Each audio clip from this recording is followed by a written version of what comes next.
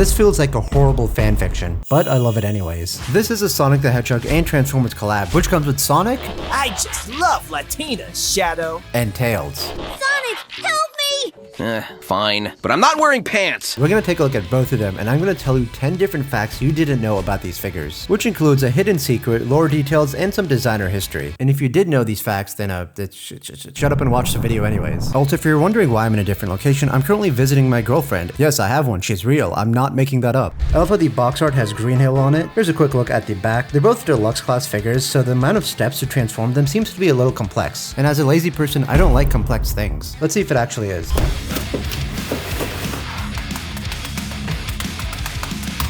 So right away, I do like how these figures look. And for our first fact, I believe this Tails is one of the most complex deluxe class figures ever, coming at an insane 32 steps. A few other figures like that are Paleotrex at 32 steps. I might be a fake Transformers fan because I've never heard of this guy. And Studio Series 49 Bumblebee at 39 steps. Thank you to these two people for helping me figure that out. Alright, Sonic. Now, I don't know if it's just me, but this one does seem kind of bootleggy, like something you would see off AliExpress. But at the same time, I love it so much. It's a pinnacle of nerdiness combining two different fandoms. One that ships Soundwave and Shockwave, and the other that ships Shadow and Sonic. But nobody ever ships Sonic and Eggman. Okay, I should have suspected that. But nobody ever ships Sonic and Optimus Prime. Holy shit, there's actually nothing there. Oh my god. Okay, now does Sonic look bad? No, not really. I definitely like the way he looks, and the vehicle mode he transforms into is really cool. The figure itself does seem a little bit plain, especially when compared to the Tails figure, no pun intended. But it kind of makes sense, you know? Sonic is supposed to be blue, and this figure is mostly blue. Next fact, this figure was actually set to be released on the anniversary of the Western release of the original Sonic the Hedgehog game, which is June 23rd. I got mine early though.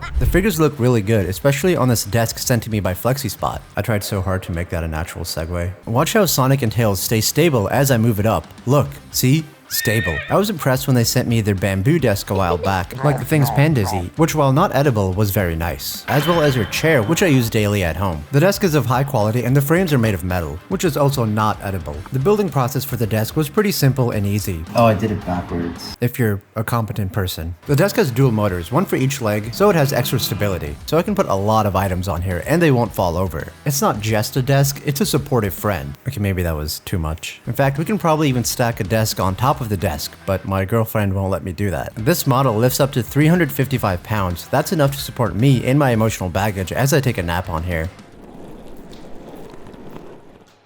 There are 5 different memory buttons. Set your height, press the M button, and press the memory button. And you've made your own presets. So I have a sitting height, a standing height, and I use this one for sleeping. There's a 10-year warranty on the desk frame and motor, and 2 years for the control panel and electronics. Check them out, link in the description below. Now back to the video. Let's take a closer look at the Sonic figure. There isn't really like a whole lot of detail on it, and it kind of needs to be that way because of the vehicle mode. Like maybe they could have added some mechanized details over here for the shoulders so they get hidden in the vehicle mode. But what the hell do I know? I'm just an adult talking about toys.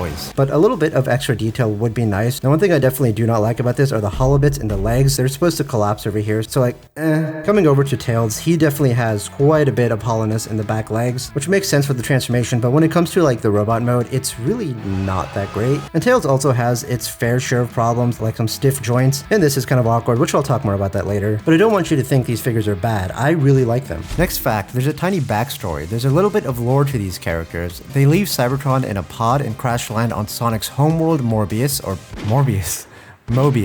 and they scan the characters' vehicles to turn into their vehicle modes, so they're technically not Sonic and Tails. Let's do a quick dive into Sonic. So they went with a mechanized head sculpt, which kind of feels like a robotic helmet. I'm glad they didn't actually like take the face and mechanize it to make it some horrifying monstrosity like the Star Wars figures. This works perfectly. It works so well. The head sculpt on here is fantastic. I love everything about it. The spikes do seem to be a bit short, but that's my inner deranged Sonic fan nitpicking. It probably has to be like that for the vehicle mode or something. I don't know. But hey, for the rest, they got the little things right. They did the uni-eye instead of having 2 eyes. He's got a blue visor. They added black for the nose, and pretty much a kind of like a generic Transformers mouthpiece, which is fine. I do love the designs on the wheels and the red paint. The abdomen area does seem pretty accurate to how I would imagine Sonic as a Transformer, and I like how they went with these skin-colored arms for accuracy instead of giving him blue arms like how he's kind of been lately. And we have the white for the gloves over here. We have a 5mm port, which looks kind of weird. Pretty simple in these areas. The legs also seem fairly simple. Do not like the hollowness. And when we get to the feet, they are the front of the vehicle mode, and I do like how everything just kind of like flattens over here, so you can stand very, very well. Let's go to the back. Here is how it looks over here. We have this clear plastic plastic piece for the vehicle mode, which hopefully does not break. Now for fact number 4. On Hasbro's side, these figures were designed by Brian Parrish, who's done other collabs such as the TMNT one and the old Star Wars Transformers crossovers. Brian, you did a good job. I love you. So how's the articulation on here? The head can move up and down. I don't know why'd you want to do that. Grab his head and we can spin it a full 360 all the way around, and hey, we can take a better look at those spikes at the back. Arms out to the side, but it does hit into the plastic piece. Full 360 and elbow bend that is really tight. And you know what they say about tight joints. The arm rotation is also insanely tight. Oh my god. No hand rotation, but it can move like this. Full 360 waist rotation, which is excellent. Goes out to the side. Oh my god, loosen up for me.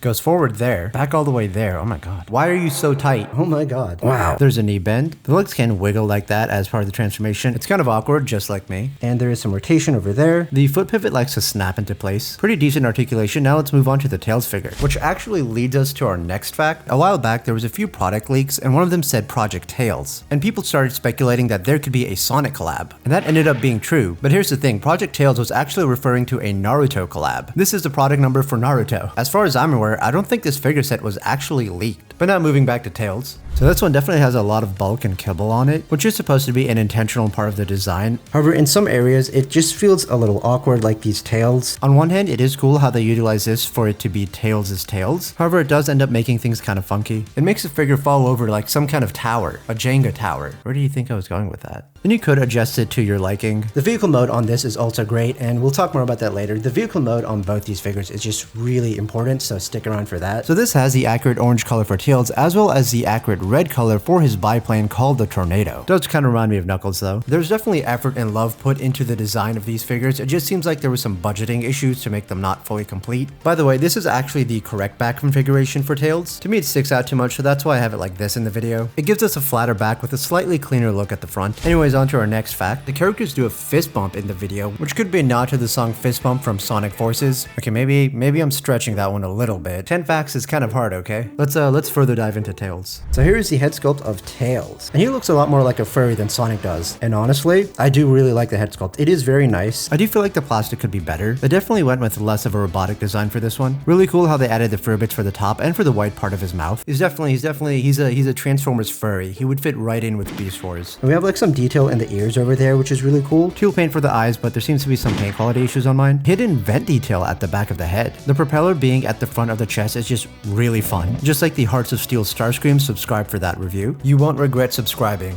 Or well, let's be honest, you probably will. Now, unlike the Sonic figure, there is like a little bit of detail on the shoulders, and this yellow here seems to be yellow paint. White for the rest of the hands. Now, with this white piece in this crotch, it looks like he's wearing superhero underwear, but it does add some separation between the bottom part and the top part. The legs are the accurate color for Tails, as well as the shoes at the bottom. Now, actually, hold on. This is something I want to bring up. I just realized we don't have Sonic's iconic shoes over here, which it does kind of make sense considering this is supposed to turn into a fully blue car. Now, because of the hollowness, the legs do feel a little bit cheap. And like with this stiff joint over here, I don't know about that. Some of the alt mode wings are attached to his shoulder, and you can kind of like rotate them out. If we do that, it looks maybe kind of dumb. These do pop off. That popped off very easily, actually. I feel like that's going to be a problem later. I really hope that is not a okay, it's going to be a recurring issue. That's dumb and annoying. Wait, I can make him do this now. Never mind, this is the greatest thing ever. Another thing to mention, the wheel sticking out here is kind of awkward, but for a deluxe collab figure, it's a fairly decent figure. Also, it's hard to see, but there's a little bit of detail inside the tail, as well as the legs at the bottom. This is what I kind of wish was on the Sonic figure. Now, does Wingtail's design hinder its articulation? Up and down head movement, full 360 rotation, but it's very tight. Oh my god. It is on a ball joint, so we can get like some tilt as well. Arms can move out to the side, but until... Wow. Arms can move out to the side, but because of this piece, it kind of like stops right over there. And let's get a full 360 rotation, an elbow bend, very tight, no hand rotation or anything. We do get waist rotation, which goes all the way around. Legs can move forward, knee bend, which is really nice. Rotation over there, and a pretty good foot pivot. So you do get some decent articulation when he's not trying to fall over. All right, in terms of accessories, we got some unique ones. So they utilize his thruster for a blaster in the robot mode. So this is in some really nice silver paint. The pieces can be separated, which leads to fact 7. The blast effect piece is actually a hard plastic and uses a 5mm port. Usually these pieces are flexible and have smaller pegs, so not sure why this one's different. We have a Sonic ring with some nice gold paint around it and a translucent blue plastic. If you look through it, you can see some Oh, that's horrifying. This is used as his shield. We also get the capsule pickup item thing, invincibility on one side and the Autobot insignia on the other. It is supposed to be a weapon for him, not entirely sure what kind. Someone please let me know, because I have no idea how the hell this is supposed to be used as a weapon. But this also leads to another favorite fact of mine. The instructions don't say this, but you can technically combine the weapons. It's a sort of hidden feature. Let's transform this bad boy. Ew, why did I say that? That was so cringe. First, we're gonna rip open his chest piece and flip in his head, and we're gonna leave this out. Turn the figure over, grab this, bring that down, grab this blue piece, and bring that down, connecting these two pieces together. Bring these arms up, and we'll rotate just this piece all the way around to the front. Collapse this at the front, pull these arms out to the side, and we're gonna rotate these arms like this. Rotate them, this is a little awkward to do, and bring that up. And second verse, same as the first. I wonder who else says that. Haha. Bring the arms in like this, bring that in, and the hands should collapse, and it does need to peg in. This needs to collapse like this, same with that. These pieces need to peg in, so go ahead and do that if you can. This is a little difficult. Now we can come over to his succulent blue feet. Bring the wheels out to the side, fold out, same with that one. Bring out both of the feet and rotate them back like so. Rotate both of them to the side. These pieces need to flip around forward, collapse the legs in, so that's why it's hollow like that. Connect this, something a bit difficult. You stubborn Sonic boy. Don't make me say cringe things like that. This is your fault. My inner Sonic fan is coming out. Try to connect everything together. There we go. Bring this out, rotate that around, bring it together. And at the bottom, we can now bring this up. Okay, here is the vehicle mode for the Sonic figure. I managed to adjust everything off camera. This part doesn't seem like it tabs in all the way, but it stays in place. So I decided we're just gonna roll with that. Okay, this is Sonic's vehicle mode. It's based off his Sega All-Stars racing car thing, Mario Kart, Crash Bandicoot Racing.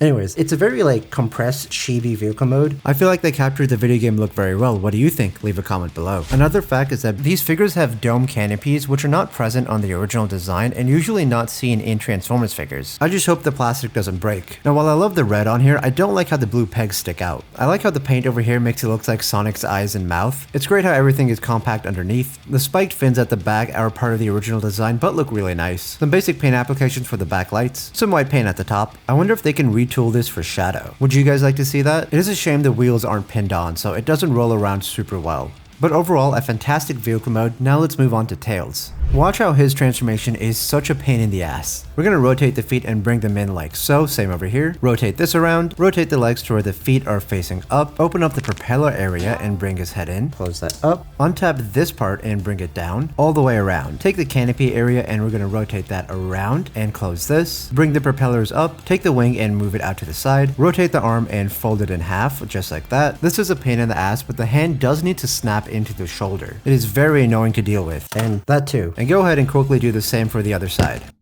I knew that would happen. This one is a lot more stubborn to get together. There we go. Bring both of the arms into the body. Now this does tab into underneath the propeller. It won't work if the arms aren't properly connected. Now we gotta put these back on. The legs will now fold into position. And now these back pieces will come down and we can try to connect them together. Connect.